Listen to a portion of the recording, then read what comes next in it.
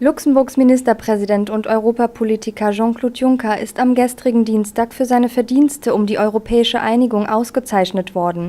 Die Stadt Fulda in Deutschland verleiht dem luxemburgischen Premierminister und Vorsitzenden der Eurogruppe den mit 10.000 € dotierten Winfried-Preis. Die Ehrung wird seit 2001 für völkerverbindende Leistungen verliehen. In der Vergangenheit bekamen bereits unter anderem der Mainzer Kardinal Lehmann, der frühere Bundesarbeitsminister Norbert Blüm und Bundesbildungsministerin Annette Schavan von der CDU den Preis.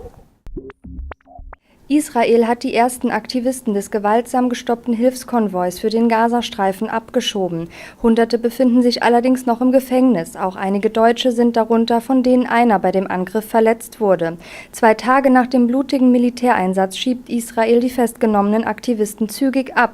Am Mittwoch werden 200 Türken zum Flughafen gefahren, während mehr als 120 Menschen aus arabischen Ländern mit Bussen nach Jordanien gebracht wurden. Der japanische Ministerpräsident Yukio Hatoyama hat nach weniger als 9 Monaten im Amt seinen Rücktritt angekündigt. Die Öffentlichkeit hat die Arbeit der Regierung nicht verstanden. Wir haben ihr Gehör verloren, sagte Hatoyama seiner Parteiführung. Der 62-Jährige zog damit die Konsequenz aus einem gebrochenen Wahlversprechen, das seine Umfragewerte abstürzten und seine Regierungskoalition zerbrechen ließ. Mit dem Rücktritt will die Partei offenbar vor den Oberhauswahlen am 11. Juli Konsequenzen aus dem Streit um den US-Truppenstützpunkt auf der Insel Okinawa ziehen.